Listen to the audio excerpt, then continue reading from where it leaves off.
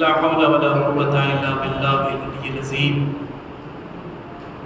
حسبنا الله ونعم الوكيل نعم المولى ونعم النصير أعوذ بالله من الشيطان اللعين الرجيم بسم الله الرحمن الرحيم رب اشرح لي صدري ويسر لي أمري واحلل عقدة من لساني يفقهوا قولي الحمد لله الذي لا يبلغ مدحته القائلون ولا يحصي نعماءه العادون ولا يؤدي حقه المجتهدون الذي لا يدركه بعد الهمم ولا يناله واصل الفتن الذي ليس لصفته حد محدود ولا نعت موجود ولا وقت معدود ولا أجل ممدود فطر الخلائق بقدرته ونشر الرياح برحمته وبدد بالصخور ميدان أرضه الصلاة والسلام والتحية والإكرام على مولانا حبيب قلوبنا وطبيب نفوسنا وشفيع ذنوبنا مولانا مقتدانا هادينا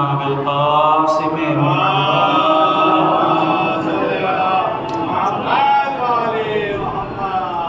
وآله الطيبين الطاهرين المعصومين المظلومين المنتجبين المنتخبين ولعنة الدائمة الباقية ولا أعدائهم وقتلتهم وغاصب حقوقهم ومنكري فضائلهم ومنكري مصائبهم ومنكري أزمتهم ومنكري سخاوتهم ومنكري ولايتهم أجمعين من الآن إلى قيام يوم الدين آمين يا رب العالمين. أما بعد فقد قال الله تبارك وتعالى في محكم كتابه الكريم وهو أصدق القائلين وقوله الحق بسم الله الرحمن الرحيم إنا أعطيناك الكوثر فصل لربك وانحر إن شانئك هو الأبتر.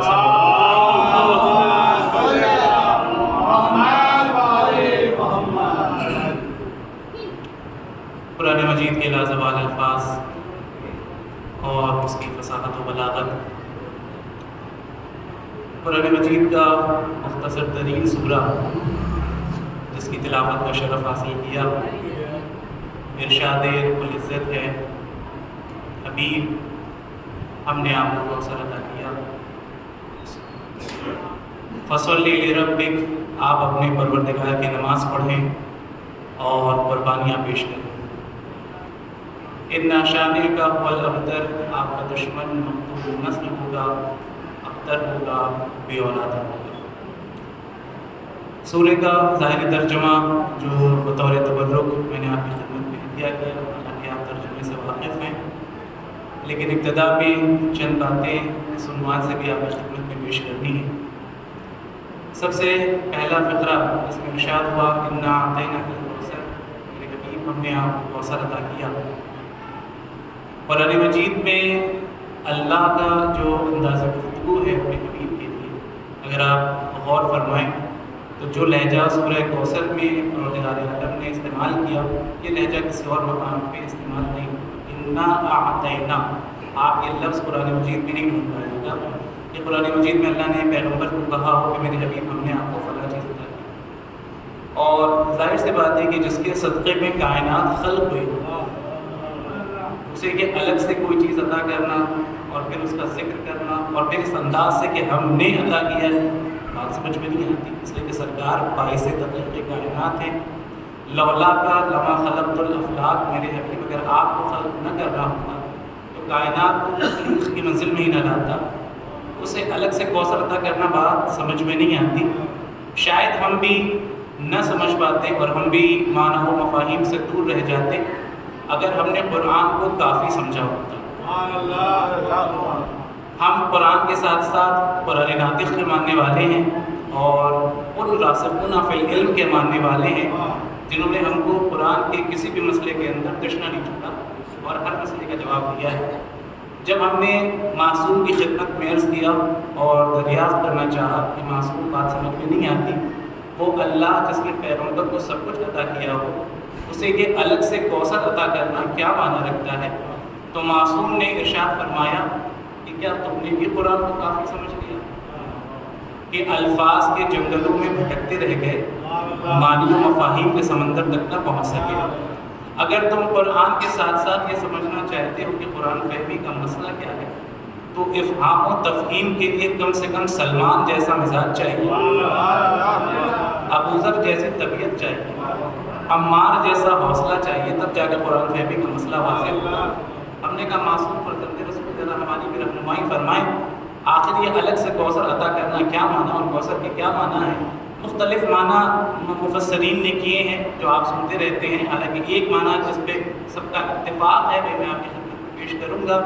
معصوم نے ارشاد فرمایا کوثر سے مراد وجود شہزادی کونین سلام اللہ علیہ۔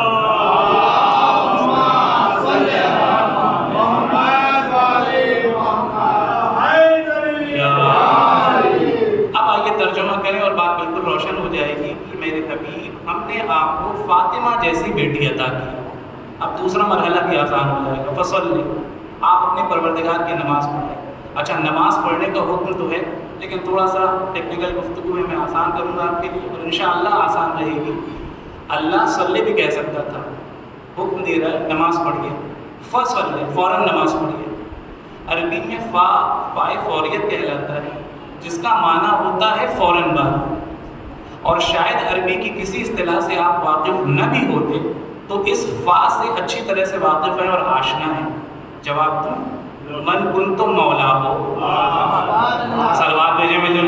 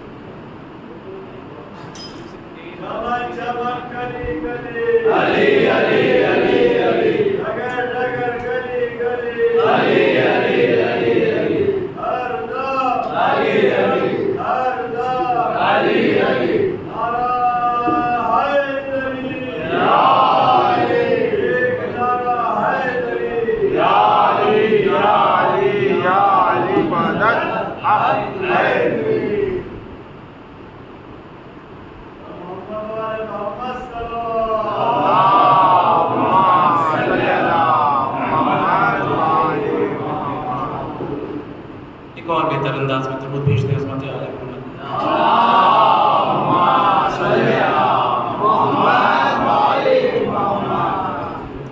میں عرض کر رہا تھا آپ کی خدمت میں کہ آپ کسی اور عربی کی اصطلاح سے علیکم السلام آشنا ہو یا نہ ہو، اس سے تو آشنا ہے کہ فا کے معنی فوراً کے ہوتے ہیں، من کنت مولا ہو فہذا علی مولا، لہٰذا یہاں ارشاد ہوا فصلی نماز پڑھیے، فوراً نماز پڑھیے۔ اچھا فوراً نماز پڑھنے کی کیا ضرورت تھی؟ اللہ نے وجود شہزادی کونین، شہزادی کونین کی شکل میں پیغمبر کو ایک تحفہ دے دیا، پڑھ لیتے نماز، فوراً سجدہ کرنے کی کیا ضرورت، فوراً نماز پڑھنے کی کیا ضرورت؟ تو معصوم رسول آواز دیں گے ہر نعمت اور رحمت کے بعد سجدہ شکر واجب ہوا کرتا ہے، جسے فاطمہ جیسی بیٹی مل جائے پھر اس کے لیے سجدہ شکر کا مقام کتنا بلند ہوگا اور عظیم ہوگا۔ فن ہر اور قربانیاں پیش کریں تو پیغمبر آواز دیں گے میرے اللہ ایسی قربانی پیش کروں گا کہ صبح قیامت تک اس کی مثال اور نظیر نہیں ہو۔ اور آخری فقرہ انا شانہ کا بول ابتر، آپ کا دشمن مقطوع النسل ہوگا، ابتر ہوگا، بے اولادہ ہوگا۔ تو آج آئیے میں آپ کو سامنے دونوں دلیلیں پیش کر دوں. قرآن کا وعدہ اپنے مقام پر، قرآن کہہ رہا ہے کہ حبیب آپ کا دشمن مقتول نسل ہوگا. آئیے تھوڑی سی پریکٹیکلی گفتگو بھی کر لی جائے. آپ نے دیکھا ہوگا گلاب کا ایک پودا آپ کے گھر کے آنگن میں سجا ہوا ہے. آپ اسے تراشتے رہیں، کاٹتے رہیں تو اس کے اندر نئی نئی کلیاں اور نئی نئی کوپلیں پھوٹتی ہیں. اگر اسے تراشنا چھوڑ دیجیے تو وہ پودا رک جاتا ہے، پھر اس کے اندر رشد نہیں ہوتا، وہ کمال تک نہیں پہنچتا. مکے کی سرزمین پہ لگایا گیا ایک پودا جسے ظالموں کے ظلم کے خنجر نے اتنا تراشا کہ ظالموں کے ظلم کے خنجر تو بند ہو گئے، مگر وہ پودا شجر سایہ دار بن کر ساری کائنات پر چھا گیا. صلوات بھیج دیں مل کے محمد.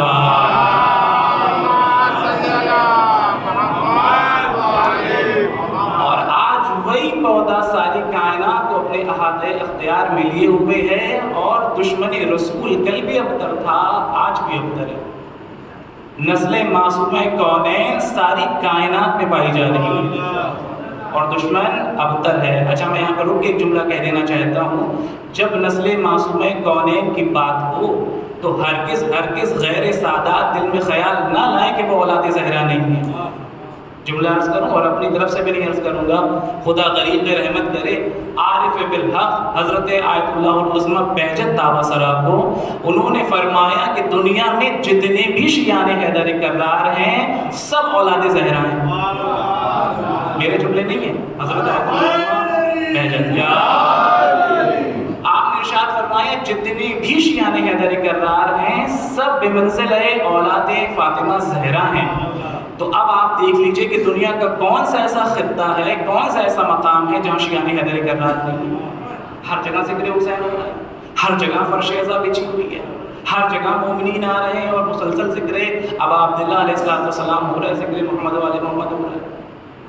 اور دشمن پیغمبر کا کل بھی ابتر تھا، آج بھی ابتر ہے. نہ اس کا کل کوئی نام و نشان تھا، نہ آج کوئی نام و نشان ہے. اور اولاد زہرا کے لیے کروڑوں کی تعداد میں 40 کے لیے مجمع اکٹھا ہو چکا ہے. سب آپ کی نگاہوں کے سامنے یہ نسل معصومہ کون ہے؟ سب بات بھیجیں مل کے محمد.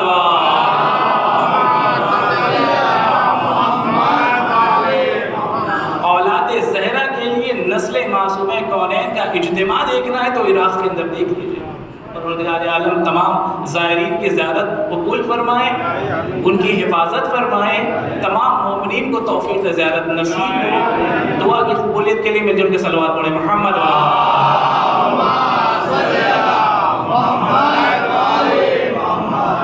اب آئیے یہاں سے جو اہم گفتگو آپ کی خدمت میں پیش کرنی ہے، اور ہرگز اپنے دل میں یہ ملال نہ رکھیے گا کہ آپ مولا کی زیارت پہ نہیں جا پائے تو شاید وہ مقام آپ کو نہیں ملا.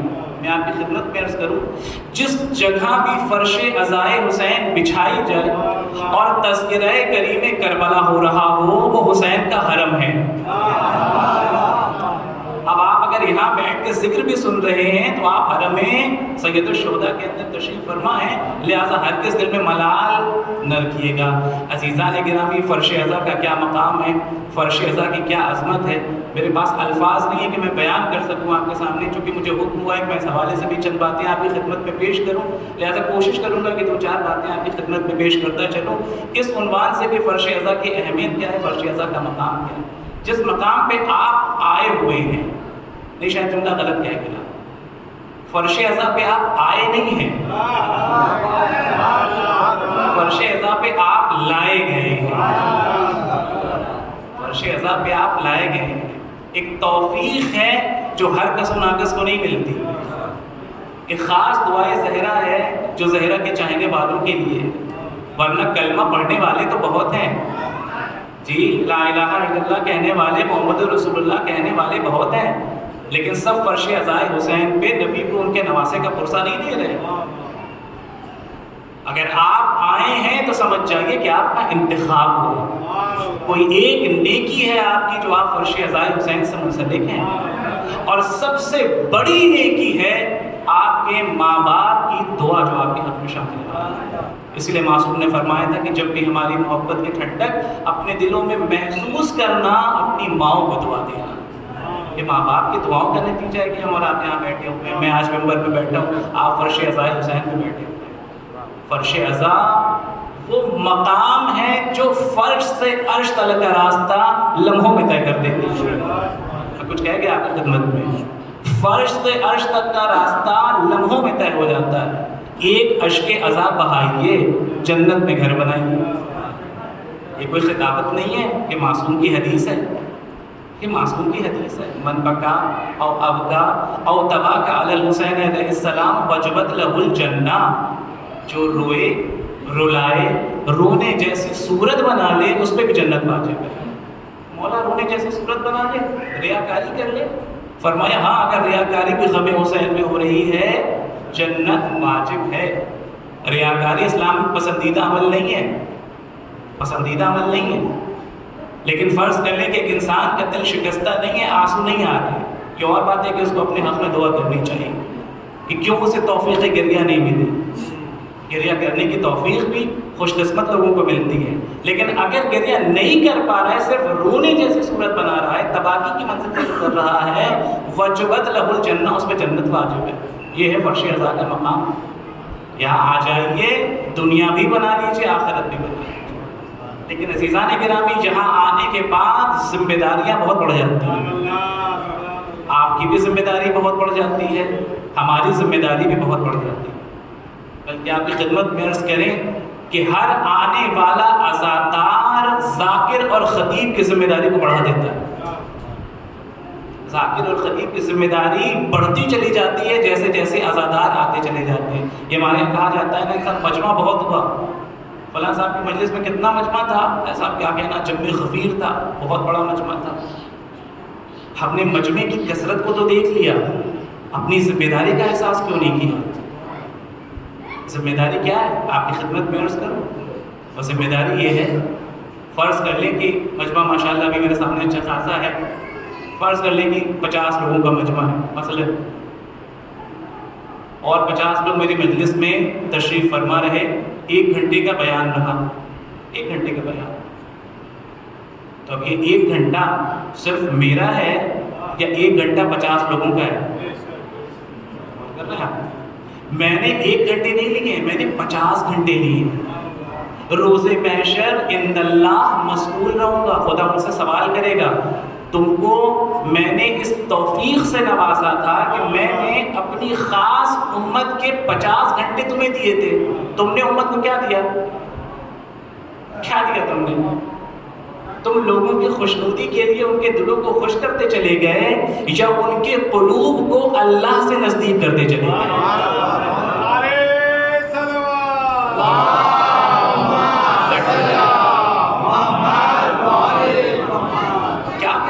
ممبر پہ بیٹھ کے لوگوں کی خوشنودی جلب کر رہے تھے, لوگوں کی توجہات جلب کر رہے تھے, یا لوگوں کی توجہات کو اللہ کی طرف کر رہے تھے؟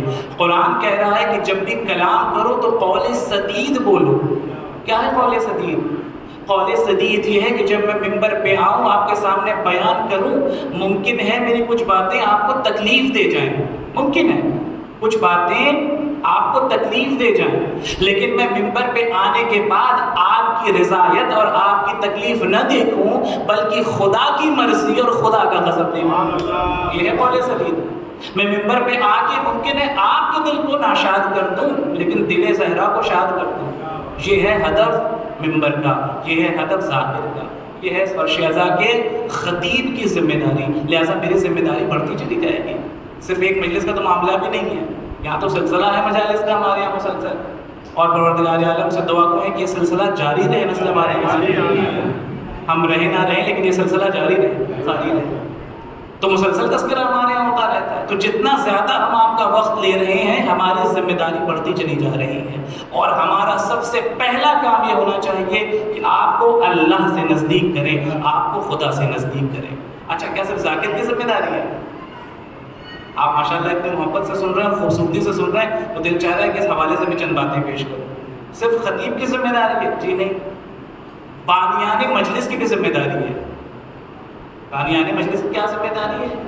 بانیان مجلس بھی عند اللہ مسئول ہوگا. ہم نے اتنی بڑی نعمت کے انتظام کی ذمہ داری تمہیں دی تھی, کیا کر رہے تھے تم؟ کیا کر رہے تھے؟ کیا ایسے خطیب اور ایسے ذاکر کو بلا رہے تھے جو لوگوں کے اندر عشق حسین کے ساتھ ساتھ معرفت حسین پیدا کرے؟ کیا ایسے لوگوں کو بلا رہے تھے جو عشق حسین کے ساتھ ساتھ بے عملی کی چادر اڑا دے اور دل میں یہ خیال ڈالتے کہ اگر محبت حسین ہے، محبت اہل بیت ہے تو بد عمل رہتے ہو تو رہو، فرق نہیں پڑتا، فرق نہیں پڑتا، بد عمل ہو تو رہو، فرق نہیں پڑتا۔ فارسی کے ایک شاعر تھے، انہوں نے شعر کہا، آقا ناصر مکارم شیرازی نے اس کو نقل کیا ہے، وہ کہتے ہیں کہ شاعر تھا، اس نے ایک مصرع کہا۔ بہرحال میں جہاں تک جانتا ہوں کہ یہاں پہ بعض افراد ان کا تعلق ایران سے بھی ہے، فارسی زبان سے بھی آشنا ہے، ان کے لیے تو بہت جلدی پہنچ جائے گا جملہ، آپ کے لیے ترجمہ کر دوں گا۔ شعر کہا، شاعر نے عقیدت میں کہا، فرمایا گر معاملے حشر با علیس پس ہر چے دلت بخواد گناہ کن۔ جی اگر حشر کا معاملہ علی ہی کے ساتھ ہے، علی شافع محشر ہیں، بس جتنا دل چاہے گناہ کر لو۔ یہ عقیدت نہیں ہے عزیزان کرام، یہ کھوکھلی عقیدت ہے، یہ بے معرفت محبت ہے، اور علی کہہ رہے ہیں محبت وہی قابل قبول ہے جو با معرفت ہو، با معرفت۔ بے معرفت محبت بازاروں میں نیلام ہو جاتی ہے، با معرفت محبت قرآن کے دامن کی زینت بن جاتی ہے۔ صلوات بھیجے مل کے محمد و آل محمد۔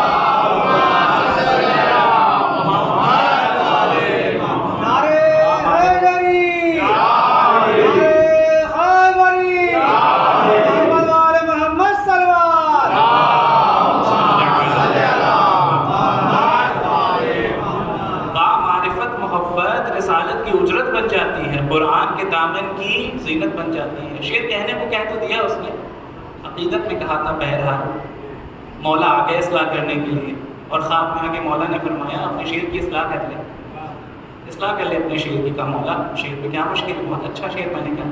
آپ ارشاد فرمائیں کہ اپنے شعر کی اصلاح کرو اور یہ کہو، گر معاملے حشر با علیس بس از رخ علی شرم ون با کمتر گناہ۔ اگر حشر کا معاملہ علی کے ساتھ ہے تو یہ سوچو کس چہرے کے ساتھ علی کے پاس جاؤ گے؟ گناہ کی چادر اوڑھ کے، بے عملی کی چادر اوڑھ کے نہیں، کم سے کم رخ علی سے شرم کر لو اور اپنے گناہوں میں کمی کر لو۔ لہٰذا ذاکر کی اور خطیب کی ذمہ داری یہ ہے کہ وہ آنے والے مومنین اور عزادار کے اندر عمل پیدا کرے اور انہیں خیر عمل کی دعوت دے، انہیں بے عمل نہ بنائے۔ میں اس نظر رکھتا ہوں خطبہ ماشاءاللہ کوشش کر رہے ہیں، علماء کام کر رہے ہیں اس مسئلے کے اوپر، لیکن جو شاذ و نادر کیس ہوتے ہیں ان کا بھی ذکر کرنا ضروری ہے، ان کا بھی حوالہ دینا ضروری ہے جہاں بے عمل بنا دیا جاتا ہے۔ تو خطیب کی ذمہ داری بھی ہے، بانیان مجلس کی ذمہ داری بھی ہے کہ ان کا انتخاب جو ہے وہ بہت عجیب انتخاب ہے۔ آپ ہرگز یہ نہ دیکھیے گا کہ صاحب ہم نے تو جن کو دعوت دی تھی ان کے سر پہ امامہ تھا، ابا خبا میں آئے تھے، تب ان کی تو ہر بات میں محاورتاً جملہ استعمال کروں پتھر کی لکیر ہونی چاہیے، پھر وہ جو کہہ دیں گے پھر کیا فرق پڑتا ہے؟ تو مجھے انصاف سے بتائیے گا، امام حسین نے حج نہیں کیا تھا، جب چلے تھے مدینے سے حج نہیں کیا تھا، واپس آ گئے تھے، کربلا کا رخ کر لیا تھا۔ کیوں کر لیا تھا؟ پورا واقعہ آپ کا سنا ہوگا، حج کو عمرے سے تبدیل کیا تھا۔ کیوں؟ کیونکہ حسین کی نگاہوں نے وہ منظر دیکھا، کاش میں جملہ پہنچا پاؤں اور جو نتیجہ دینا چاہتا ہوں، حسین کی نگاہوں نے وہ منظر دیکھا کہ کچھ قاتل امام حسین حجاج کرام کی شکل میں خانہ کعبہ کے پاس تھے۔ حسین نہیں چاہتے تھے کہ حرمت خانہ کعبہ پامال ہو، لہذا حسین نے ارادہ تبدیل کر لیا۔ حاجی نہیں تھے، حاجی کے لباس میں آئے تھے۔ مقصد کیا تھا؟ حسین کا قتل۔ تو جملہ آپ کے حوالے، جب حسین کا قاتل حاجیوں کے لباس میں آ سکتا ہے تو مقصد حسین کا قاتل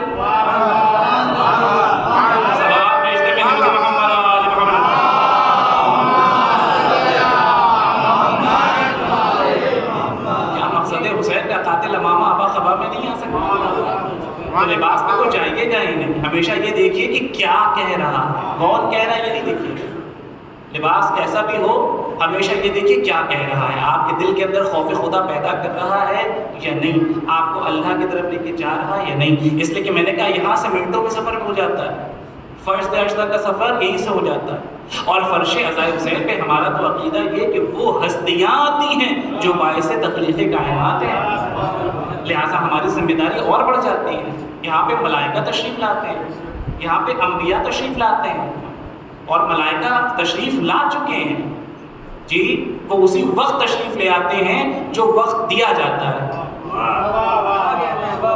ہم بعد میں پہنچتے ہیں، ہم دیر میں پہنچتے ہیں، اور جب ملائکہ یہاں سے واپس جاتے ہیں نا تو پرانی جنت سوال کرتی ہے کہ یہ بتاؤ تم میں سے ایک عجیب سی خوشبو آ رہی ہے جو خوشبو ہم نے آج تک محسوس نہیں کی، یہ کیسی خوشبو ہے جو تمہارے جسم سے آ رہی ہے؟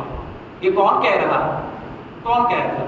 کوئی بھوپال میں ریلوے اسٹیشن کے بغل میں رہنے والا، جنت میں رہنے والا، جہاں خوشبو ہی خوشبو ہے، اور جنت کی خوشبو کا تقابل دنیا کی خوشبو سے نہیں ہو سکتا ہے، اور وہ کہہ رہے ہیں کہ ایسی خوشبو محسوس کر رہے ہیں جیسے خوشبو پہلے کبھی محسوس ہی نہیں کی تھی۔ تو ملائکہ کہتے ہیں ابھی ابھی ہم فرش عزائے حسین سے تشریف لائے،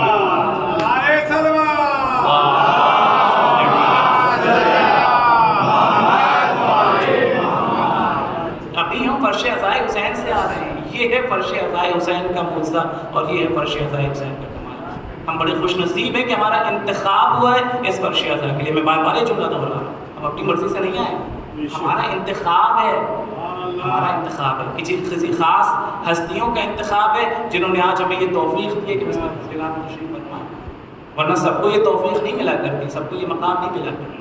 اور واحد فرش عزا وہ جگہ ہے جس نے ہماری قوم کو متحد رکھا ہے۔ آج آپ دیکھیں، ایک تجزیہ کریں، آج دنیا کی تمام قومیں گمراہ ہیں، گمراہ ان دا سینس انتشار کا شکار ہے، انتشار کا شکار ہے، ان کے اندر اتحاد نہیں ہے۔ آپ چاہیے کسی بھی قوم سے سوال کر لیجئے، سب سے پہلا شکوہ یہی ہوگا، ہمارے یہاں انتشار ہے، ہمارے یہاں یکجہتی نہیں ہے، ہمارے یہاں سب لوگ مل کے نہیں رہتے۔ لیکن وہی قومیں یہ کہتی ہوئی نظر آتی ہیں کہ تم شیعوں میں بڑا اتحاد ہے، بڑا اتحاد ہے تم شیعوں میں۔ کہا کہ اتحاد ہے ہمارے یہاں؟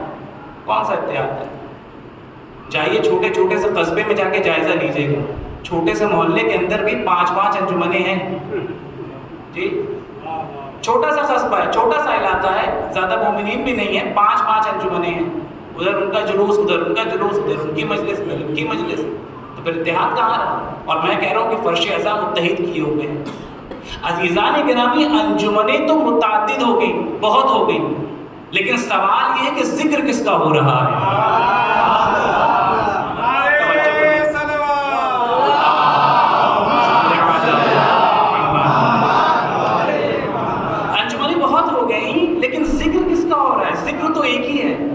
ذکر ایک ہے، ذکر کریم کربلا، ذکر ایک ہے، ذکر سید الشہداء۔ یا حسین کی صدائیں اس فرش عزا میں بھی ہیں، یا حسین کی صدائیں اس فرش عزا میں بھی ہیں۔ تو اب مجھے کہنے دیجئے کہ واحد فرش عزائے حسین ہے جس نے آپ کی قوم کو متحد رکھا۔ اسی لیے شاعر نے کہا، آپ مصرے بڑی خوبصورتی سے سن رہے تھے تو مجھ سے بھی سن لیجئے، شاعر کہتا ہے کہ متحد رکھے ہے اس قوم کو تسبیح عزا۔ مصرے پہنچ جائے تو دعاؤں سے نواز دیجیے گا۔ متحد رکھے ہے اس قوم کو تسبیح عزا، ڈور ٹوٹے گی تو دانے بھی بکھر جائیں گے۔ تسبیح کے دانے کیسے متحد ہوتے ہیں دیکھا ہے آپ نے؟ اور اگر ایک دانہ ٹوٹ جائے کیسے منتشر ہو جاتی ہے؟ متحد رکھے ہے اس قوم کو تسبیح عزا، ڈور ٹوٹے گی تو دانے بھی بکھر جائیں گے۔ مچھلیاں زندہ کہاں رہتی ہیں پانی کے بغیر، ہم غم شہ سے جدا ہوں گے تو مر جائیں گے۔ صلوات بھیجیں میرے نبی محمد۔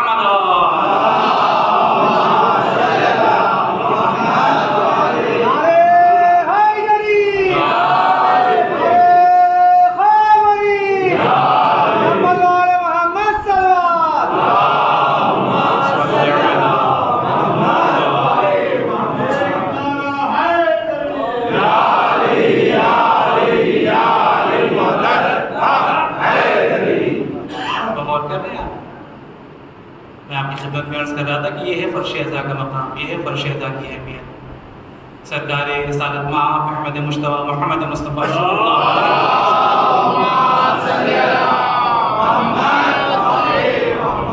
کی خدمت میں پیغمبر کا سب سے سچا صحابی آیا، سب سے سچا صحابی، جس کے لیے پیغمبر نے ارشاد فرمایا تھا ان ابا ذر من صدیق اکبر۔ یہ ابو ذر کا لقب ہے جی، ابو ذر سب سے سچا صحابی ہے۔ ابو ذر نے آ کے ایک سوال کیا، میں اپنے موضوع پہ ذہن میں رکھیے گا، فرش عزا کی اہمیت بتا رہا ہوں۔ یا رسول اللہ، ذرا یہ بتائیں کہ آپ کی نگاہ میں شہداء کے جنازے میں شرکت کرنا کسی شہید کے جنازے میں شرکت کرنا یہ زیادہ افضل ہے، کسی عابد کے جنازے میں شرکت کرنا یہ زیادہ افضل ہے، یا کسی نشست علمی میں بیٹھ جانا یہ زیادہ افضل اور محبوب ہے؟ کسی نشست علمی میں، مجلس علمی میں، مذاکرہ علمی میں بیٹھ جانا یہ زیادہ محبوب اور پسندیدہ ہے، یا کسی عابد کے جنازے میں شریک ہونا؟ جملے کیا فرمائے سرکار دو عالم نے، غور سے سنیے گا۔ سرکار دو عالم نے ارشاد فرمایا جلوس ساعت عند مذاکرۃ العلم، ایک جگہ پہ روایت ہے عند مذاکرۃ العالم، دونوں اپنے اپنے مقام پر۔ جلوس ساعت عند مذاکرۃ العلم احب الی من شرکت 1000 جنازۃ من شہداء بدر۔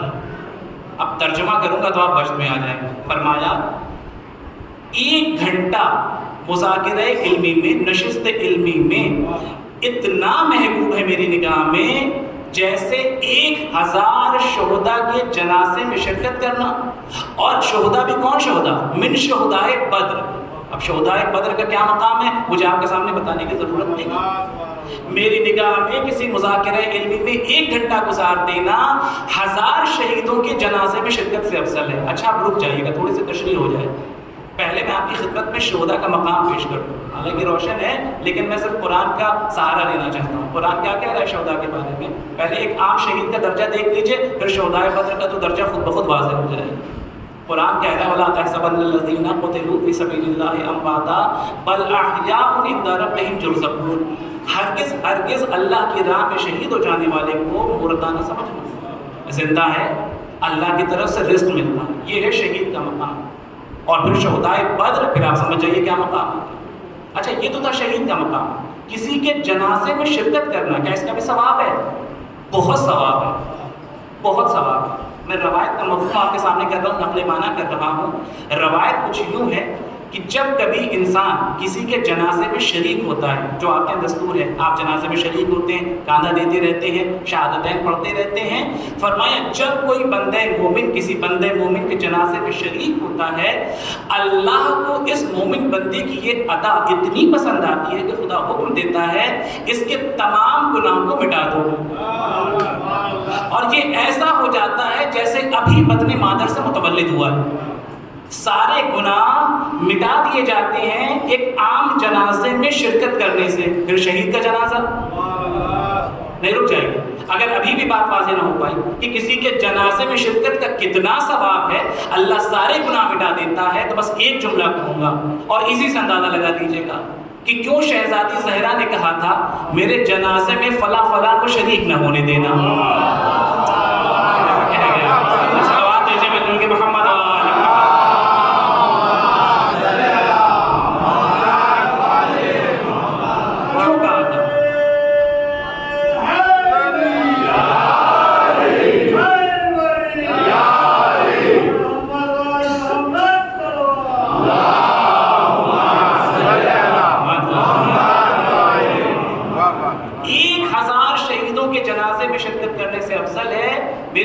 کیا 1 گھنٹہ مذاکرہ علمی میں گزار دینا؟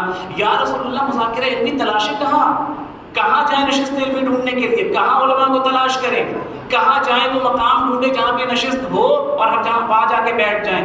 پیغمبر آواز دیں گے تم نے غور نہیں کیا، ہم نے فرش عزائے حسین کی شکل میں مذاکرہ علمی کا ایسا باب کھول دیا ہے جہاں آتے چلے جاؤ، دنیا بھی بناتے چلے جاؤ، آخرت بھی بناتے چلے جاؤ۔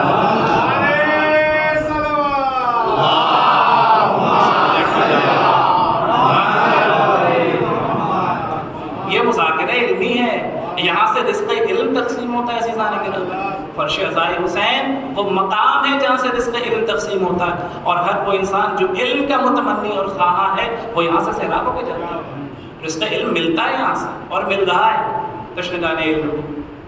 اس لیے کہ اس مجلسوں میں ذکر کس کا کرتے ہیں مولانا؟ ہم اس عالم کا تذکرہ کرتے ہیں جو ممبر سے اعلان کر رہا تھا سلونی سلونی۔ جی ہمارے ہاں ویسے عالم نہیں ہوتے جو اپنی جہالت کا اقرار کر لے ممبر پہ جانے کے بعد، اپنی جہالت کا اقرار کر لے، سوال کرنے والا سوال پوچھے اور کہیں ہمیں اس کا جواب ہی نہیں معلوم، اور پھر جواب میں یہ کہہ دیں کہ اپنی جہالت کا اقرار کر لینا اس میں کوئی عیب نہیں ہے۔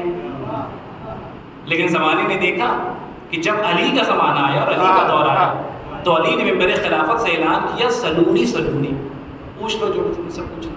اور کب تک اعلان کرتے رہے؟ زندگی کے آخری لمحے تک. سر پہ ضربت لگ چکی ہے. آپ جانتے ہیں سر پہ ضربت لگنے کے بعد کیا نوبت آ چکی تھی؟ طبیب نے کہہ دیا تھا کہ اب ظاہر ہے مولا کی جو زندگی ہے وہ چند لمحوں کی ہے، زہر بہت تیزی سے اثر کر رہا. لیکن علی نے اسی مقام پہ کہا تھا سلونی سلونی، اور شاید دنیا کو بتانا چاہتے تھے ضربت کہاں لگی تھی؟ سر پہ. اور اثر کہاں تک گیا تھا؟ دماغ تک. کاش عملہ پہنچا. ضربت لگی تھی سر پہ. بہرحال مصائب ہے، لیکن میں آپ کے سامنے فضائل کا گوشہ پیش کر رہا ہوں. اثر کہاں گیا تھا؟ مغز تک. کیونکہ آپ کا جانتے ہیں آپ ایک سر ہوتا ہے یہ اسکل، اور مغز اندر ہوتا ہے. زہر اثر کر رہا تھا مغز تک. جیسے ہی زہر نے اثر کرنا شروع کیا، علی نے بولنا شروع کیا سلونی سلونی، اور زمانے کو بتا دیا جس کے وسیع کا یہ عالم ہو.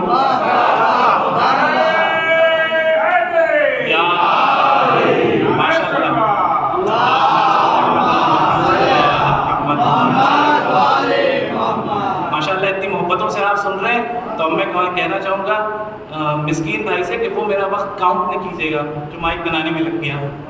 اصل بات میرے مل گئی محمد وآل محمد.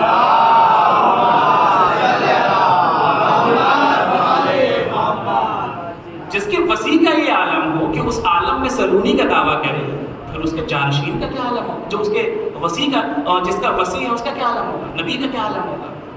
نبی ذرا سے بخار میں اذیان میں آئیں گے؟ استغفر اللہ، سوچا بھی نہیں جا سکتا. یہ مذاکرہ علمی ہے. یہاں انہیں عالم علم لدنی کا تذکرہ کرتے ہیں. یہ ہے فرش عطا کا مقام جہاں سے رزق علم ملتا ہے. اور عزیزان کرام میں مسلسل مل رہا ہے رزق علم، مسلسل مل رہا ہے. لیکن ایک جو کمی ہم سے ہو جاتی ہے وہ یہ ہے کہ ہم علم حاصل تو کرتے ہیں، عمل نہیں کر پاتے. اس سے کوئی نہیں انکار کر سکتا کہ ہمیں نہیں مل رہا. دیکھیے 1 گھنٹے کی تقریر ہوتی ہے، ٹھیک ہے، 1 گھنٹے کی تقریر ہوتی ہے، مسلسل مجلسیں آپ سن رہے ہیں. ظاہر ہے ساری باتیں ذہن میں نہیں رہ جائیں گی. کچھ باتیں ذہن میں رہ جاتی ہیں، کچھ باتیں ذہن سے نکل جاتی ہیں. یہ انسانی خاصہ ہے، اس میں کوئی عیب بھی نہیں ہے. لیکن جو باتیں ذہن میں رہ گئی ہیں کم سے کم اس پہ انسان عمل پیرا تو ہو. یہ ہماری یہاں پہ کمی ہو جاتی ہے اور ہم اس چیز کو بھول جاتے ہیں. یہی وجہ ہے کہ عزاداری مسرت کے ساتھ محرم پہ محرم گزرتے چلے جا رہے ہیں، ہمارے اندر تبدیلی نہیں آ رہی. ایام ازاں تو بالکل اسی طریقے سے، بلکہ اور شان کے ساتھ. کل تک اس طرح سے مجلسیں ہوتی تھیں، اتنی مجلسیں ہو رہی تھیں. بھائی ابھی لاک ڈاؤن آ گیا تھا 2 سال، آپ نے دیکھا کیا حالت ہو گئی تھی. کیا وہ سلسلہ تھا؟ نہیں تھا. لیکن جیسے وہ سلسلہ ختم ہوا اب پھر رونق آ گئی، پھر اسی انداز میں مجلسیں ہو رہی ہیں. تو مجلسیں تو مسلسل ہو رہی ہیں، لیکن ہمارے اندر چینجز نہیں آ رہے ہیں. کیوں نہیں آ رہے ہیں؟ کیونکہ ابھی ہم نے عمل کرنا شروع کیا. ہمیں عمل کرنا ہے. کم سے کم میں آپ کی خدمت عرض کروں، کم سے کم ہم اتنا کر سکتے ہیں، ساری باتوں پہ نہ صحیح لیکن پوری مجلس کے اندر کوئی ایک بات اپنے ذہن میں ذہن نشین کر کے جائیں اور اس پہ عمل کر لیں. میں آپ کے سامنے دعوے سے یہ بات کہہ رہا ہوں، تقریباً ہدف تک پہنچ جائیے گا. تقریباً ہدف تک پہنچ جائیے گا. کسی ایک بات پہ عمل کر لیجیے بس. میں اپنے لیے بھی کہہ رہا ہوں، آپ کے لیے بھی کہہ رہا ہوں. ہماری بھی ذمہ داری ہے ہم بھی عمل پیرا ہوں، ہم بھی بعمل ہوں اور آپ کو بھی خیر عمل کی دعوت دے سکیں. آج بھی میں چاہ رہا ہوں ایک پیغام آپ تک پہنچ جائے اسی حوالے سے. اب ایک سلوات کا سہارا دے تو پھر بات کا.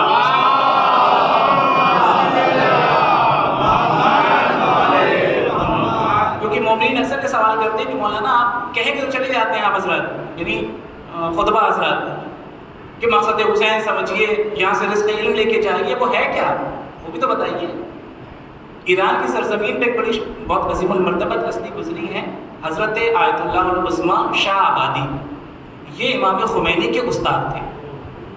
اچھا، اور اس مرحلے پہ اور اس مرتبے پہ تھے کہ امام خمینی ان کے لیے کہا کرتے تھے کہ میری جان آپ پہ فدا ہو جائے.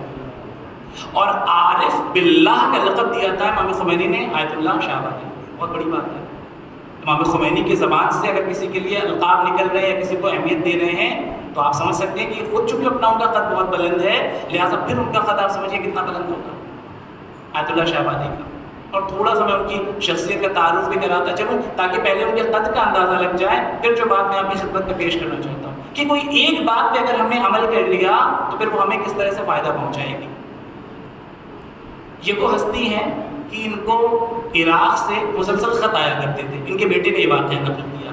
خط آتا تھا اور جب کسی بڑے عالم کا خط آتا تھا، بڑی ہستی کا خط آتا تھا تو یہ پڑھتے تھے اور پڑھنے کے فوراً بعد اسے جلا دیتے تھے، نظر آتش کر دیتے تھے. تو بیٹا کہتا ہے کہ مجھے یہ سمجھ میں نہیں آتا تھا کہ آخر کیا وجہ ہے کہ یہ فوراً خط کو جلا دیتے ہیں، کہیں ایسا تو نہیں؟ اچھا یہ وہ زمانہ تھا جب رضا شاہ کا زمانہ تھا اور یہ مسلسل رضا شاہ کے خلاف ان کی جو پلاننگ تھی وہ چل رہی تھی، ظاہر ہے طاغوت کی حکومت ہے، اس کے خلاف یہ کوشاں تھے، تو سوچا انہوں نے کہ شاید سیاسی مسئلہ ہوگا، تو سیاسی معاملات ہوں گے جس کی وجہ سے یہ پڑھنا نہیں چاہتے نہیں کہ کسی اور کو کوئی اور یہ تحریر پڑھ پائے، اسے جلا دیتے ہیں۔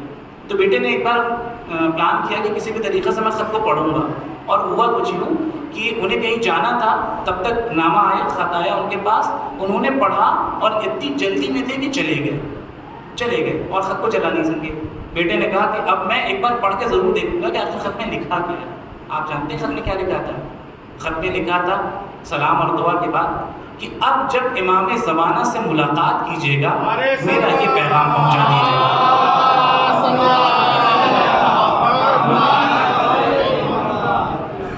اب جب امام سے ملیے گا تو یہ مسئلہ ہے میرا، یہ پیغام تک پہنچا دیجیے گا۔ تو یہ وجہ تھی کہ میرے بابا نہیں چاہتے تھے کہ ہم ان کی تحریر کو پڑھ پائیں، خط کو پڑھ پائیں۔ یہ مقام ہے آیت اللہ شہبازی کا۔ میں نے کیوں واقعہ نقل کیا؟ شاید کہیں نہ کہیں مربوط ہو جائے آپ سے، جو میں عرض کر رہا تھا کہ عمل تھوڑا سا اگر ہمیں بیدار ہو جائے اور بعمل ہو جائیں تو پھر وہ مقصد حل ہے، جس ہدف کے لیے ہم یہاں پہ آئے ہیں۔ رزق علم مل تو سب کو رہا ہے، عمل نہیں ہے ہمارے پاس، مشکل یہ۔ آقا شہبازی ایک مسجد میں نماز پڑھاتے تھے، واعظ و نصیحت کیا کرتے تھے مسلسل۔ ایک دن ایسا آیا کہ شاید کسی بات پہ ناراض تھے یا شاید لوگوں کو اور بعمل بنانا تھا، لہٰذا ایک سخت لہجے میں انہوں نے کہا کہ آخر تم لوگ کب آدم بنو گے؟ اتنے زمانے سے میں تمہارے سامنے تبلیغ کر رہا ہوں، اتنے زمانے سے میں تم کو نصیحت آواز کر رہا ہوں، لیکن تمہارے پر کوئی اثر ہی نہیں ہو، آخر کب انسان بنو گے؟ کچھ ناراض تھے اور ناراضگی میں انہوں نے یہ جملہ کہا۔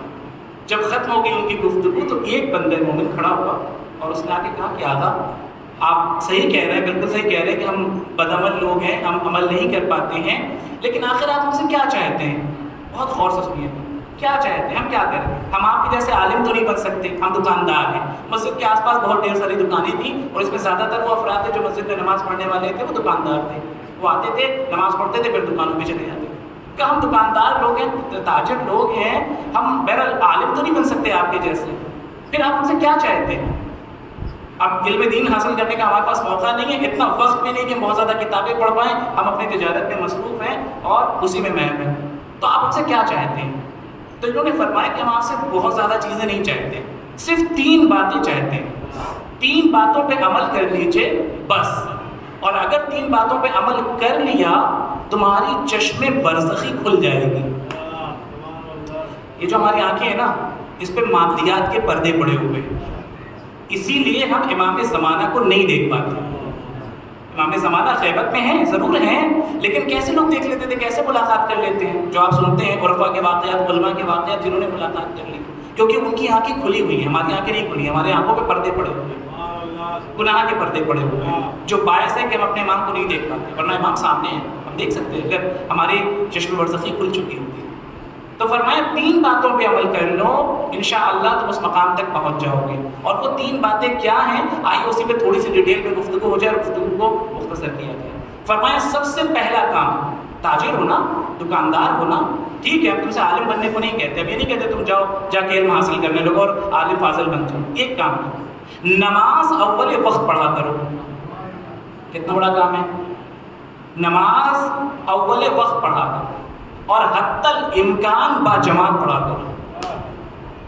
اول وقت نماز پڑھنے کے کتنے فائدے ہیں عزیزان گرامی، شاید دامن وقت میں گنجائش نہ ہو ورنہ پوری مجلس پڑھی جا سکتی ہے صرف ایک موضوع۔ اول وقت کے کتنے فائدے ہیں اور اول وقت نماز نہ پڑھنے کا نقصان کتنا ہے؟ جی نقصان بھی ہے، دو طرفہ معاملہ ہے، یعنی اگر ثواب ہے، فائدے ہیں، تو نقصان بھی بہت بڑا ہے۔ ایک شخص صادق آل محمد امام جعفر صادق علیہ السلام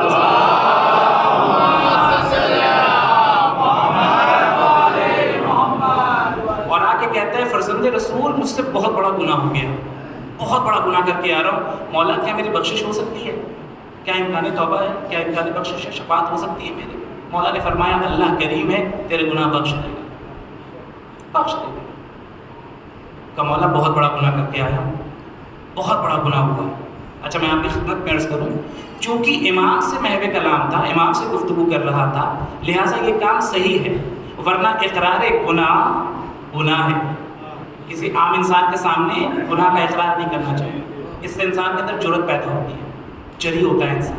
کبھی بھی اپنے گناہ کا اقرار حتیٰ کسی عالم دین کے سامنے بھی مت کیجیے، ہرگز نہیں، معصوم نہیں ہے، معصوم کے سامنے اقرار کر لیجیے، کیونکہ معصوم شفاعت کرنے والا ہے، وہ بخشوانے والا ہے۔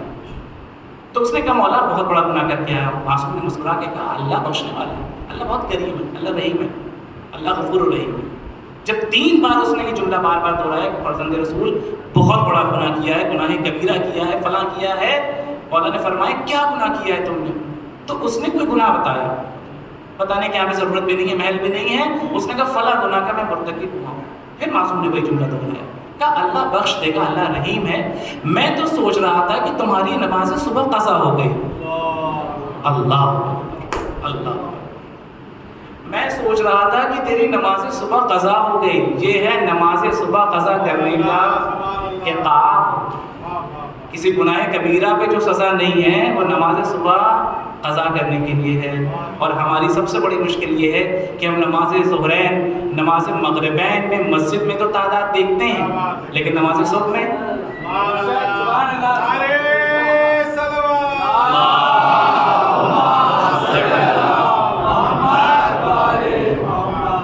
نہیں دیکھتے ہیں، اور اتنی قضا کر چکے ہیں نماز کہ ہمارے روٹین میں شامل ہو چکے ہیں۔ ہم یہ سوچتے ہیں کہ ظہر کے ساتھ تو ملا کے پڑھ ہی لیں گے، جی قضا ہو گئی ہے تو ہو گئی ہے، ظہر کے ساتھ ملا لیں گے، کوئی بڑی بات نہیں ہے۔ لگاتار چونکہ مسلسل ایسا ہوتا چلا جاتا ہے، پھر ہم عادی ہو جاتے ہیں قضا نماز پڑھنے کے۔ لیکن میں آپ کے سامنے کیا عرض کر رہا ہوں کہ اگر کسی نے صبح کی نماز قضا کی تو معصوم کی نگاہ میں پھر اس کا کیا حشر ہے، آپ ذرا سوچیں کہ معصوم ڈر رہے ہیں اس چیز سے کہ ایسا ہو کہ نماز صبح قضا کی ہو۔ ایک شخص آیا رسالت نام حضرت محمد مصطفیٰ صلی اللہ علیہ وسلم،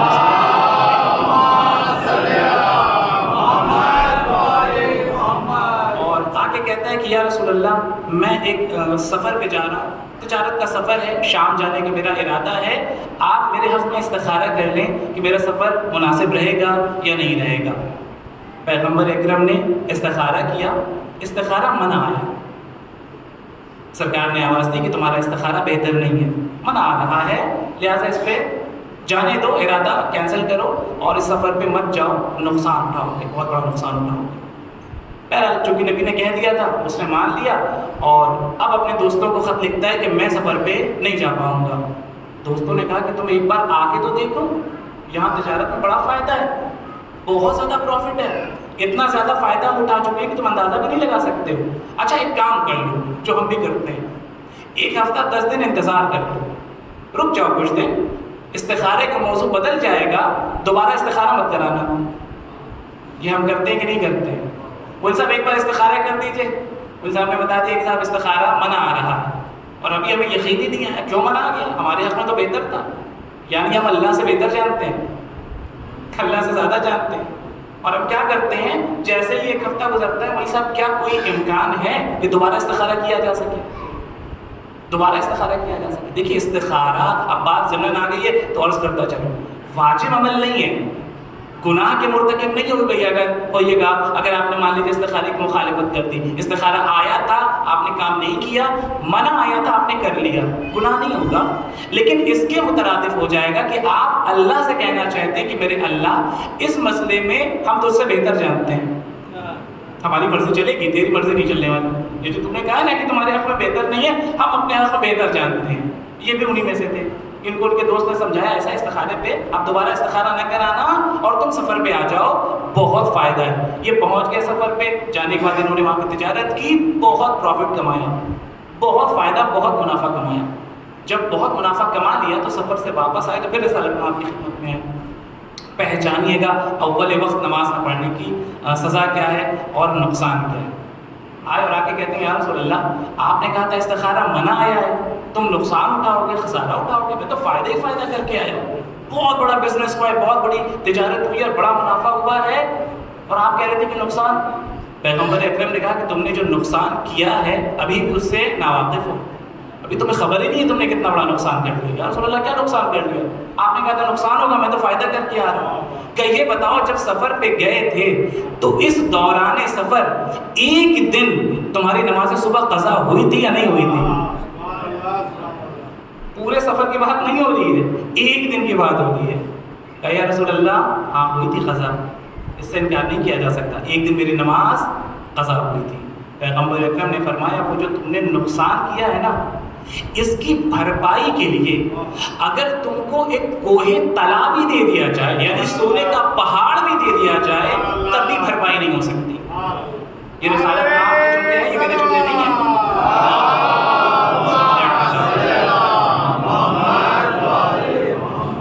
اگر تم کو سونے کا پہاڑ بھی دے دیا جائے تب بھی بھرپائی نہیں ہو سکتی جتنا بڑا نقصان تم کر چکے ہو ایک نماز صبح قضا کرنے سے۔ اب اندازہ لگا لیجیے کہ نماز صبح قضا کرنے کا انجام کیا ہے۔ ماشاءاللہ مومنین میرے سامنے تشریف فرمائے، میرا حسن ظن ہے کسی کی نماز قضا نہیں ہوتی، میں ان کی بات کر رہا ہوں جیسے کبھی گاہ بگاہ ہو جاتی ہے، جو تھوڑی سی کہیں نہ کہیں عدم توجہی ہوتی ہے اور ان کی نماز صبح قضا ہو جاتی ہے۔ چونکہ نماز صبح ہی قضا ہوتی ہے لہٰذا میں اس پہ زیادہ تاکید کر رہا ہوں۔ آپ اپنے گھر میں رزق چاہتے ہیں، آپ اپنے گھر میں برکتیں چاہتے ہیں، آپ اپنے گھر میں نعمتیں چاہتے ہیں، نماز صبح کے پابند ہو جائیں، نماز صبح کے پابند ہو جائیں، اور پھر اس کا اثر دیکھیے اپنی زندگی کے اندر۔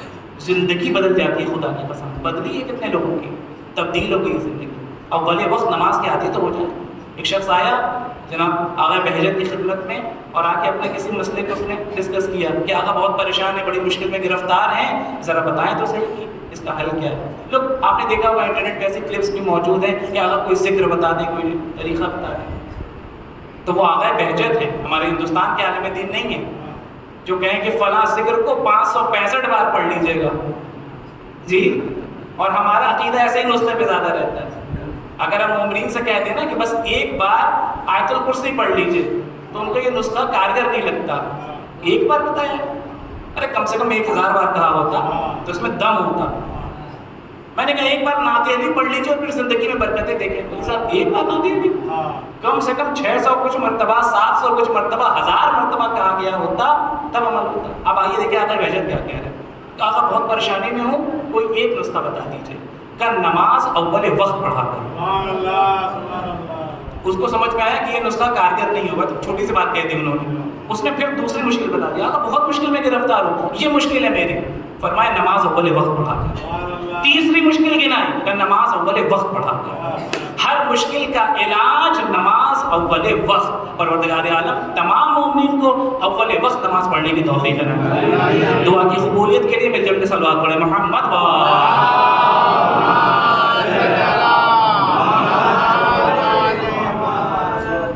ایک اور سلوات بھیجیے میں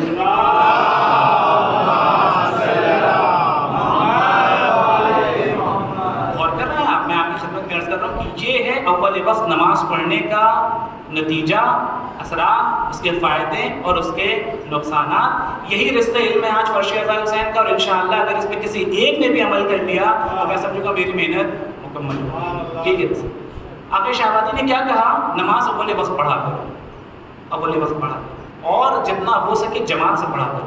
عزیزان گرامی، جہاں جماعت سے نماز ہوتی ہے وہاں افسوس ہے کہ انسان جماعت سے نماز نہ پڑھے اور فرادہ نماز ادا کرے۔ کیوں ثواب سے محروم رہے؟ جب ثواب اس کے سامنے موجود ہے تو وہ محروم کیوں رہے؟ آپ جانتے ہیں کہ اس کا نتیجہ کیا ہوگا؟ روز محشر مسجد کا امام فریاد کرے گا، میں مسجد میں موجود تھا، میرے پیچھے کوئی نماز پڑھنے والا نہیں تھا، اور بات یہیں تک رکے کہ نہیں آگے جائے گی۔ مسجد فریاد کرے گی، میں موجود تھی اور میں نے ہم کوئی نماز پڑھنے والا نہیں تھا۔ اور تیسری چیز حدیث میں اسے میں نقل کرتا چلوں، وہ قرآن مجید جو ہمارا اور آپ کا معجزہ ہے، جس پہ ہمارا اعتقاد ہے کہ ایسا معجزہ ہے کہ تا قیامت معجزہ ہے، ایک حرف نہیں تبدیل کیا جا سکتا۔ قرآن مجید بھی شکوہ کرے گا روز محشر کہ میرے اللہ، میں لوگوں کے گھروں میں موجود تھا لیکن طاق کی زینت بنا رہ گیا، مجھے پڑھنے والا کوئی نہیں تھا۔ بیٹیوں کے جہیز میں دیا گیا، قرآن کی ہوا دی گئی لیکن قرآن کی ہوا محسوس نہیں کی گئی، اپنے دل میں نہیں اتار پایا قرآن مجید، ہم نے تلاوت نہیں کی۔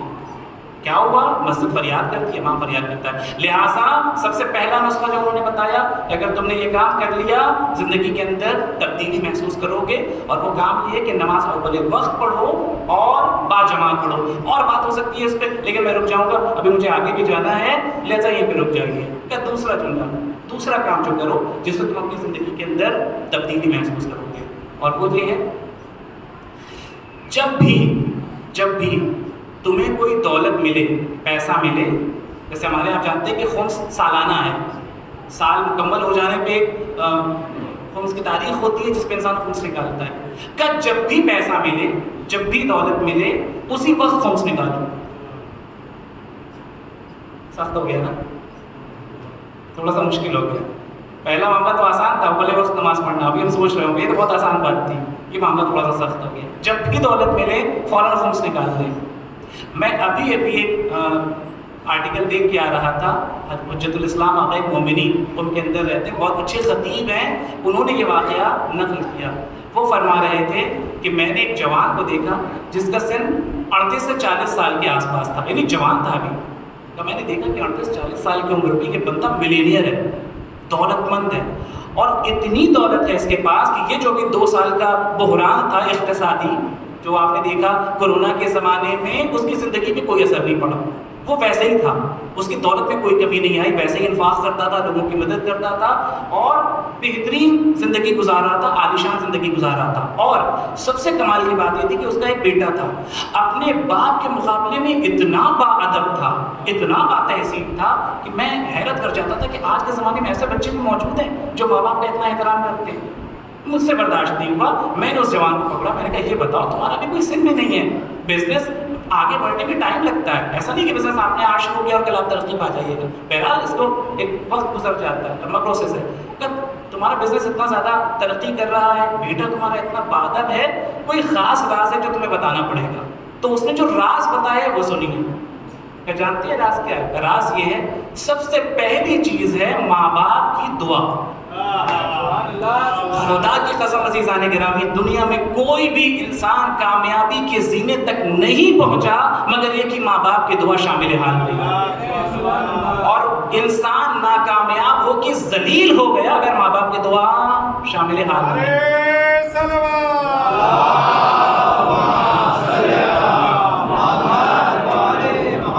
آپ دیکھ لینا، آپ کی کامیابی، آپ کی خوش نصیبی اس سے بڑی کیا ہوگی کہ آپ فرش کے ظاہر حسین پہ بیٹھے ہوئے. یہ کامیابی کیوں ہے؟ ماں باپ کی دعا شامل حال ہے. ماں باپ نے آپ کی تربیت ایسی کی جو آپ اس مقام پہ بیٹھے ہوئے ہیں، یہ ماں باپ کی دعاؤں کا اثر ہے. تب پہلی چیز ماں باپ کی دعا جو شامل حال ہوئی اور میری زندگی تبدیل. دوسری چیز نماز اول وقت. میں نماز اول وقت پڑھنے کا عادی ہوں، کچھ بھی ہو جائے میری نماز قضا نہیں ہوتی، میں اول وقت پڑھتا ہوں. اور تیسری بات کہ مجھے جو بھی دولت ملتی ہے، مہینے میں نہیں، بعض لوگ مہینے میں نکالنے کے عادی ہوتے ہیں. وہ کہتے ہیں مولانا صاحب ایک بار میں مشکل ہوتی ہے ہمیں، ہم منتھلی جیسے جیسے میں سیلری ملتی چلی جاتی ہے ہم اس کا 5واں حصہ نکالتے چلے جاتے ہیں اور بعد میں جمع کر لیتے ہیں، یہ ہمارے لیے زیادہ بہتر ہو جاتا ہے. یہ کیا کہتے ہیں؟ یہ کہتے ہیں کہ میں اس مہینے میں نہیں، جو بھی دولت میرے پاس آتی تھی، جو بھی پیسہ میرے پاس آتا تھا، میں فوراً اس کا خمس نکال دیتا تھا. اور تیسری بات کیا کہ جو بھی پیسے میں نکالتا تھا، جو بھی میرے پاس دولت تھی، میں انفاق کرنے کا عادی. میں لوگوں کی مدد کرتا ہوں، کھلے دل سے لوگوں کی مدد کرتا ہوں، اللہ میرے رزق میں برکت دے رہا ہے. تو اب جو اس میں سے مطلب کی بات ہم نے نکالی وہ کیا نکالی؟ 2 بات. ایک تو انسان نماز اول وقت پڑھنے کا عادی ہو جائے، اور دوسری چیز خمس نکالنے کا عادی ہو جائے. اب چاہے سال میں نکال رہا ہو، مہینے میں نکال رہا ہو، یا ہر دولت ملنے پہ نکال رہا ہو، فائدہ کیا ہے وہ آپ نے سنی نہیں. آغا شہبادی کیا کہتے ہیں؟ جو بھی دولت ملے تمہیں، تم اس میں سے خمس نکال دو. اگر تم نے یہ کام کر لیا تم اپنی زندگی میں تبدیلیاں دیکھو گے. جانتے ہیں ایک شخص نے ان کے اس نسخے پہ عمل کیا، تینوں باتوں پہ عمل کیا. اول وقت نماز بھی پڑھی، جماعت سے نماز ادا کی، اور اپنے ہر پیسے کے اندر اس نے خمس نکالنا شروع کیا. نتیجہ یہ ہو گیا، وہ خود نقل کرتا ہے، جس کے اوپر یہ اثر ہوا تھا، جس کی آنکھیں کھلی تھی اور پاتیات کے پردے ہٹے تھے. وہ بیٹھا ہوا تھا نماز میں اور امام صاحب نماز پڑھا رہے تھے. اس نے محسوس کیا کہ امام صاحب نے نماز شروع کی، اب نوبت یہ آئی کہ سورہ الحمد کی تلاوت ہو رہی ہے، میں آواز سن رہا ہوں الحمدللہ رب العالمین الرحمن الرحیم، لیکن مولانا صاحب بار بار باہر چلے جا رہے ہیں، پھر آ رہے ہیں، پھر چلے جا رہے ہیں، پھر آ رہے ہیں، اور آواز وہیں سے آ رہی ہے، یعنی مصلی سے آ رہی ہے، وہیں سے آواز آ رہی ہے، لیکن مولانا آ رہے ہیں، جا رہے ہیں، آ رہے ہیں، جا رہے ہیں. یہ سمجھ میں نہیں آئی بات. نماز ختم ہو گئی، میں مولانا کے پاس پہنچا اور میں نے کہا سرکار بات سمجھ میں نہیں آئی، یہ پہلی بار ہوا ہے نا، اب اس کو پتہ بھی نہیں کہ اس کے ساتھ کیا ہو گیا. تو مطلب بات سمجھ میں نہیں آئی. میں یہ دیکھ رہا تھا کہ جب آپ نماز پڑھا رہے تھے آواز تو آ رہی تھی مصلی سے آپ کی، لیکن آپ بار بار باہر چلے جا رہے تھے، پھر آ رہے تھے، پھر چلے جا رہے تھے. چونکہ عالم دین تھے، سمجھ گئے. کہ تمہاری چشم برزخی باز ہو گئی ہے، کھل گئی ہے تمہاری. اور خدا را یہ بات کسی سے نہ کہے. حقیقت یہی ہے، میں نماز پڑھ رہا تھا لیکن میری روح کہیں اور تھی، میرا دماغ کہیں اور تھا. یہ ہمارے ساتھ بھی ہوتا ہے، نماز پڑھتے ہیں لیکن دماغ کہیں اور لگا رہتا ہے، ذہن کہیں اور مصروف رہتا ہے اور بزی رہتا ہے. کہ چونکہ ہمارا دماغ کہیں اور لگا ہوا تھا، ذہن کہیں اور مصروف تھا، لہٰذا جسم تو یہاں پہ تھا لیکن روح ہماری بار بار پرواز کر جا رہی تھی اور چلی جا رہی. یہ اثر ہے انسان اگر اس نسخے کے اوپر عمل کر لے جو میں نے آپ کی خدمت میں پیش کیا کہ مادیات کے پردے ہٹ جاتے ہیں. اگر ہم نے اور آپ نے کاش عمل کر لیا اس نسخے کے اوپر تو پھر خود بخود آپ اپنی زندگی میں سے محسوس کریں گے. اس نے کہا تھا شخص نے کہ میں نے صرف 3 مہینہ یہ عمل کیا تھا. 3 باتیں ہیں، 3 مہینہ عمل کیا ہے، نتیجہ آپ کے سامنے. ایسا نہیں کہ ایک لمبا پروسیس ہے، سال 2 سال لگنے والے ہیں، نہیں، 3 مہینے کے اندر یہ سب. صدق دل سے ایک بار ارادہ کیجیے. یہی میں عرض کرنا چاہتا ہوں. فرش عزا پہ ہم آئے ہیں تو یہاں سے کچھ لے کے جائیں، ایک بات لے کے جائیں. مثلاً ایک آج بات جو میں نے آپ کی خدمت میں عرض کر دی، نماز اول وقت، اس کے اپنے کتنے فائدے. ایک بات ہو جائے کہ اگر ہم نے اس پہ عمل کر لیا تو جو ہدف تھا یہاں آنے کا وہ ہدف پورا ہو گیا.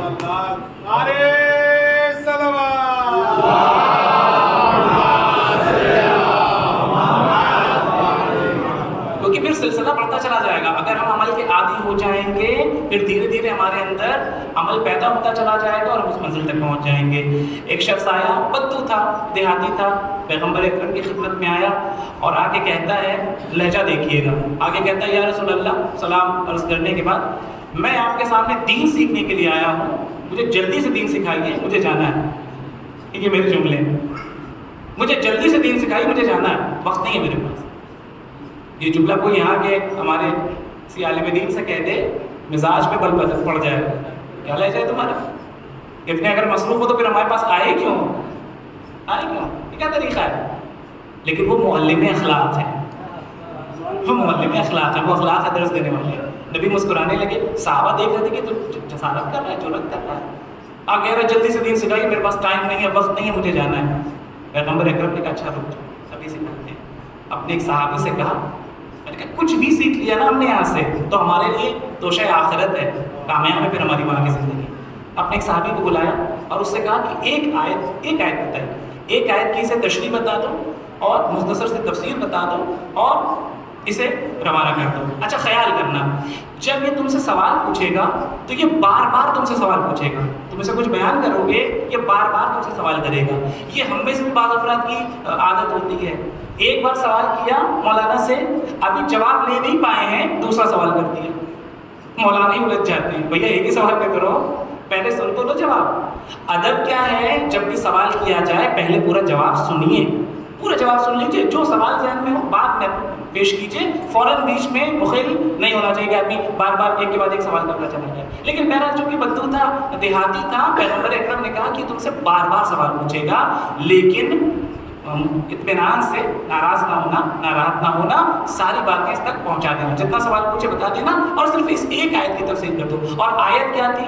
فَمَن يَعْمَلْ مِثْقَالَ ذَرَّةٍ خَيْرًا يَرَهُ وَمَن يَعْمَلْ مِثْقَالَ ذَرَّةٍ شَرًّا يَرَهُ. بس صحابی گیا، صحابی نے جا کے اسے آیت بتائی، چند منٹ لگے ہوں گے، اس کے جو بھی تفسیر معنی مفاہیم تھے بیان کیے.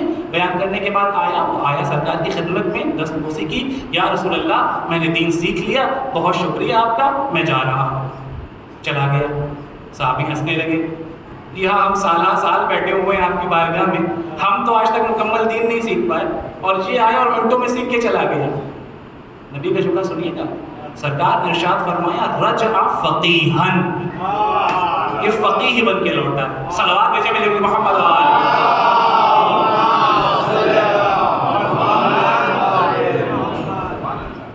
منٹوں میں فقیہ بن گیا. فرمایا فقیہ بن کے گیا ہے. تم کیا سمجھ رہے ہو؟ دین کی وہ باتیں سیکھ کے چلا گیا ہے کہ وہ فقیہ ہے. یا رسول اللہ کیا سیکھ لیا؟ جانتے ہیں آیت میں کیا ہے؟ آیت میں صرف اور صرف قیامت کا مفہوم ہے.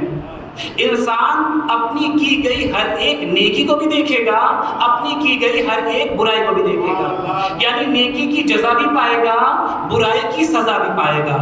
حساب اور یوم حساب کا کانسیپٹ کلیئر کر دیا، وہ فقیہ بن کے چلا گیا. پیغمبر نے کہا اب یہ جو پلٹ کے گیا ہے نا، اب یہ کبھی بھی بے عمل نہیں ہوگا. یہ حساب کی جو باتیں سے بیان کی گئی ہیں، قیامت کی جو باتیں سے بیان کی گئی ہے، یہ اس کے اندر عمل پیدا کرے گی، اور چونکہ عمل پیدا ہو جائے گا لہٰذا اب یہ معمولی انسان نہیں ہے، اب اسے معمولی انسان نہ سمجھ لینا، یہ فقیہ ہی بن کے گیا ہے۔ غور کر رہے ہیں آپ؟ ایک معمولی سی ایک چھوٹی سی آیت ہے قرآن مجید کی، پورا قرآن مجید نہیں، تفسیر نہیں، شان نزول نہیں، فرمایا چونکہ اس پہ اس نے عمل کر لیا تو پھر وہ عمل کرنے لگے گا، کیونکہ مفہوم سمجھ چکا ہے، مفہوم سمجھ چکا ہے وہ قیامت کا مفہوم۔ ہم نے قیامت کے بارے میں بارہا سنا ہے، ہمارا عقیدہ قیامت جو مضبوط ہے وہ کسی کا مضبوط نہیں ہے، ہمارے اصول عقائد میں سے ہے۔ ہم چھوٹے چھوٹے بچوں کو سکھاتے ہیں کہ اصول دین 5 ہیں، اور اختتام ہوتا ہے قیامت کے اوپر کہ اگر قیامت کا مفہوم نہیں سمجھو گے دین نہیں سمجھ پاؤ گے۔ حتیٰ قیامت وہ موضوع ہے جس میں تقلید کی بھی ضرورت نہیں ہے۔ آپ جانتے ہیں اصول دین ہے، یہاں تقلید نہیں کرنا ہے، قیامت کو خود سے سمجھنا ہے، اور جب آپ نے خود سے قیامت اور حساب سمجھ لیا تو پھر سمجھ جائیے سارا معاملہ کلیئر ہو گیا۔ جب آپ کو یہ پتہ چل گیا کہ ایک ایک نیکی کا حساب دینا ہے، ایک ایک برائی کا حساب دینا ہے، کون عاقل انسان ہوگا جو برائی کی طرف بڑھے گا؟ کون عاقل ہوگا؟ ہر عقل مند انسان نیکی کی طرف جائے گا جسے معلوم ہے کہ مجھے ہر نیکی کا حساب دینا ہے، ہر برائی کا حساب دینا ہے۔ تو چونکہ نیکی کی جزا ملنی ہے اور ہر نیکی کی جزا کئی گنا زیادہ ہے، لہذا اب وہ نیکی کی طرف بڑھتا چلا جائے گا۔ پروردگار عالم ہم سب کے بھی نیک اعمال کی توفیق میں اضافہ ہو سکے۔ دعا کی قبولیت کے لیے میں جب کے صلوات پڑھیں محمد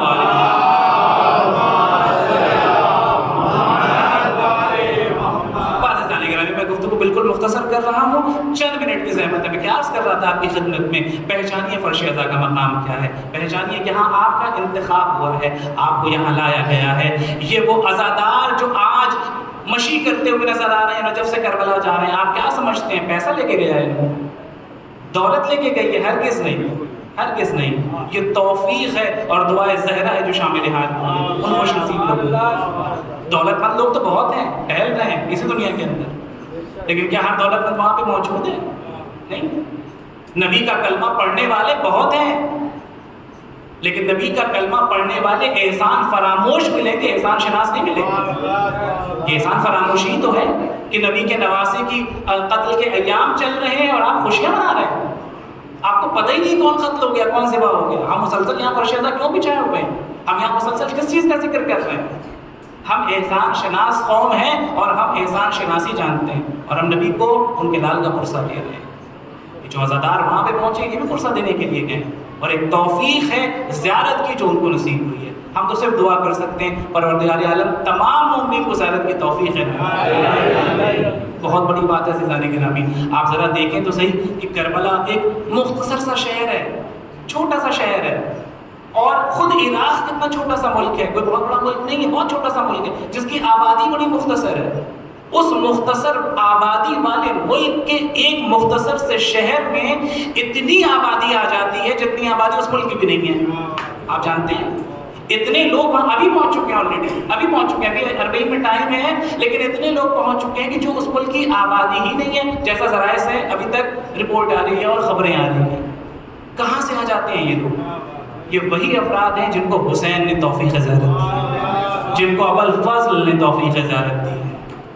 بڑے خوش نصیب ہیں وہ افراد کہ انسان 40 روز 40 روز چہلم بین الحرمین موجود ہو، ایک طرف کریم کربلا کا روزہ، ایک طرف باب الحوائج کا روزہ، اور زیارت پڑھتا ہوا نظر آئے۔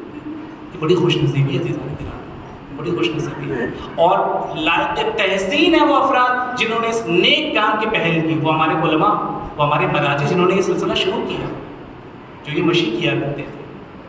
حضرت آیت اللہ العظمیٰ پروجردی رحمۃ اللہ علیہ وہ بھی مشی پہ جایا کرتے تھے۔ کس زمانے میں؟ یہ آج کا زمانہ نہیں کہ اب اتنی سہولتیں ہو گئی ہیں، قدم قدم پہ ایک شخص آتا ہے آپ کے پاؤں کو پکڑ لیتے ہیں۔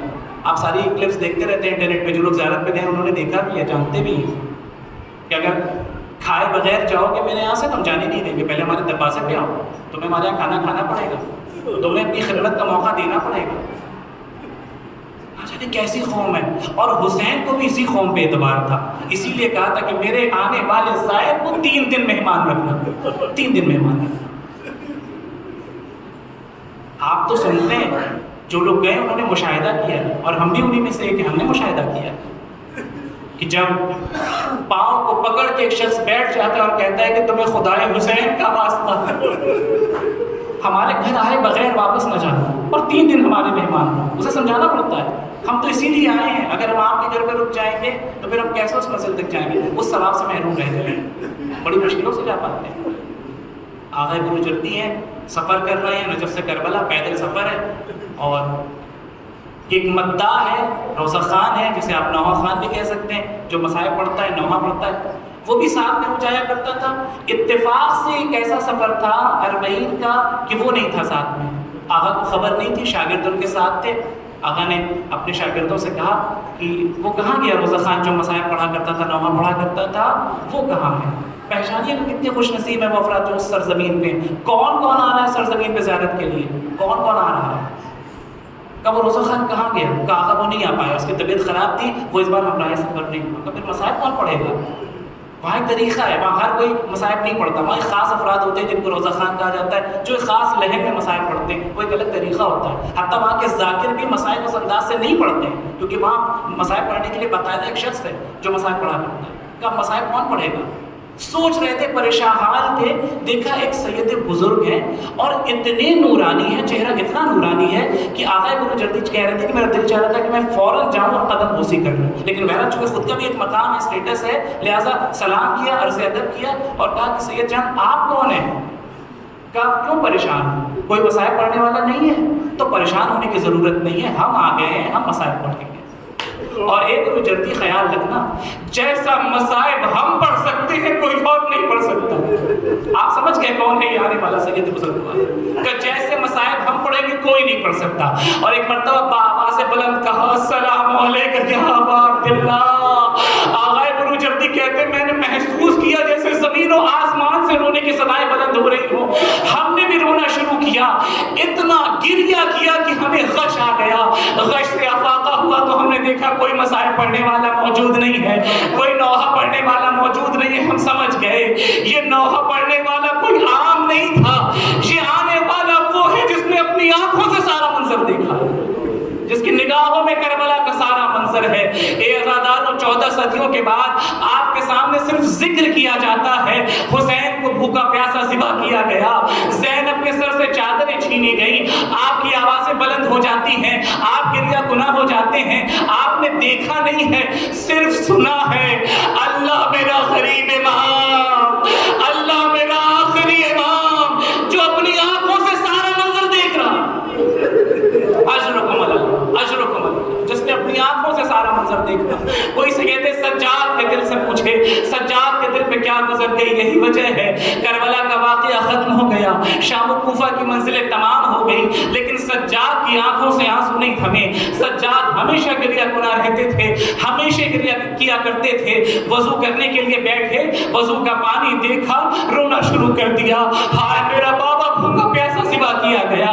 کھانا کھانے کے لیے بیٹھے، دسترخوان پہ بیٹھے، لقمے کو اٹھایا، لقمہ ہاتھ سے گر گیا، ہائے میرا بابا بھوکا ذبح کیا گیا۔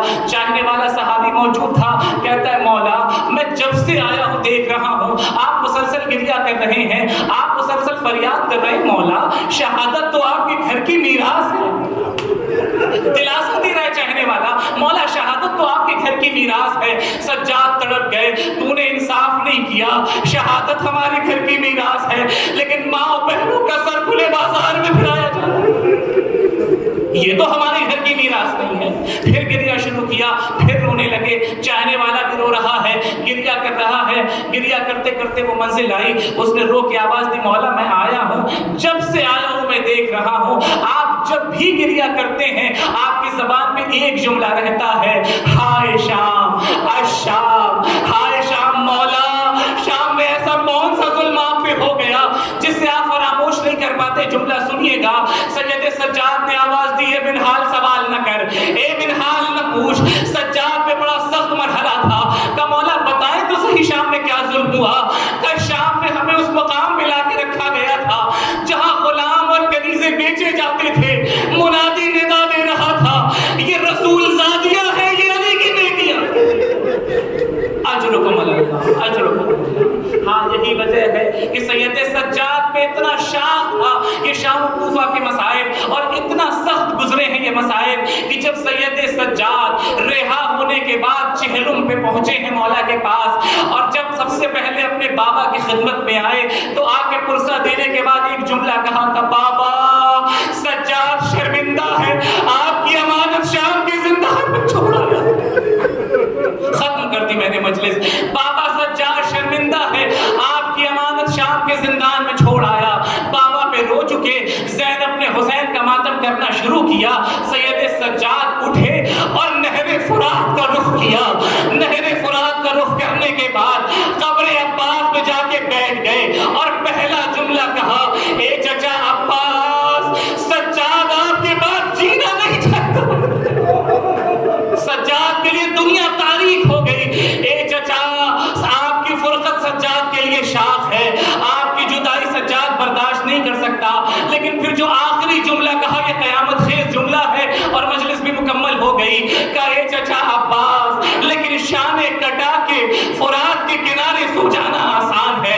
اے چچا عباس، شانے کٹا کے گرز کھا کے منہ کے بل زمین پہ گرنا آسان ہے، لیکن یہ میرے غیرت دار چچا ماں بہنوں کے ساتھ کبھی شام کا بازار، کبھی کوفے کا بازار، منادی گھنتا، یہ نبی زادیاں، یہ علی کی بیٹیاں، آؤ بدلا لو، انا للہ و انا الیہ راجعون، رضا بقضائه وتسلیما لامره، فسيعلم الذين ظلموا أي منقلب ينقلبون، ألا لعنة الله على القوم الظالمين۔ الہی بحق زہرا و ابیہا و بعدہا و بنیہا، قال اللہ تجھے واسطہ محمد وآل محمد کا ہمارے اس قلیل عبادت کو شرف قبولیت عطا فرما۔ میرے اللہ تجھے واسطہ محمد وآل محمد کا جہاں جہاں بھی شیان حیدر کدا ہے، ان کی جان مال عزت و آبرو کی حفاظت فرما۔ جتنے بھی پریشان ہیں ان کی پریشانیوں کو جلد سے جلد دور کر، جتنے بھی مقروض ہیں انہیں قرض سے بردوش کر، جتنی بے اولاد ہیں ان کو نعمت اولاد سے مالا مال کر۔ میرے اللہ تجھے واسطہ محمد وآل محمد کا ایران، عراق، سیریا میں علماء اعلام روضہ مقدسہ کی حفاظت فرما، زائرین اربعین کی حفاظت فرما۔ میرے اللہ تجھے واسطہ محمد وآل محمد کا دشمنان